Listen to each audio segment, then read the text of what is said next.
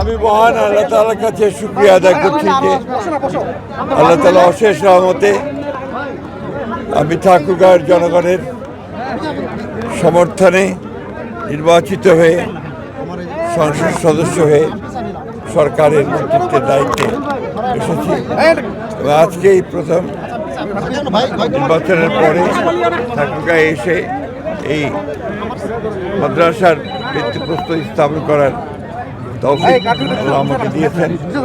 আল্লাহ তাআলার কাছে এই দোয়া চাইব যে এই মাদ্রাসার উন্নয়নের কাজে আমরা শরিক হতে পারি। আমরা ঠাকুরগাঁয়ের জনগণের কাছে আমি ব্যক্তিগতভাবে ঋণী, কারণ বরাবরই তারা আমাকে সমর্থন দিয়েছেন এবং সেই সমর্থনের কারণেই আমি আজকে কাজ করার সুযোগ পেয়েছি।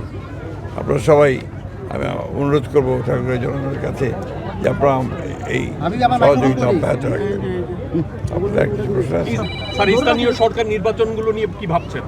স্থানীয় সরকার নির্বাচন যথাসময়ে হবে সেটা আমরা আগেও বলেছি এবং গণতন্ত্রকে তার প্রাতিষ্ঠানিক রূপ দেওয়ার কাজগুলো করা হবে। স্যার, সরকারে আসার পরে নতুন সরকার আসার পরে দেশের যে পরিস্থিতি এখনো কিন্তু আমরা দেখছি যে ডামাডোলের মধ্যেই আছে। খুব ভালো।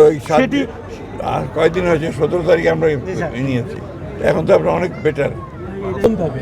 ভাই এটা এখন পর্যন্ত যেটা আমাদের হোম মিনিস্টার সাহেব স্বরাষ্ট্রমন্ত্রী যেটা বলেছেন সেটাই হবে এবং যেহেতু তদন্ত হচ্ছে দরকার হলে যদি প্রয়োজন হয় তদন্ত হবে। এখন তো এটা মূলত তো আপনার আদালতে আছে।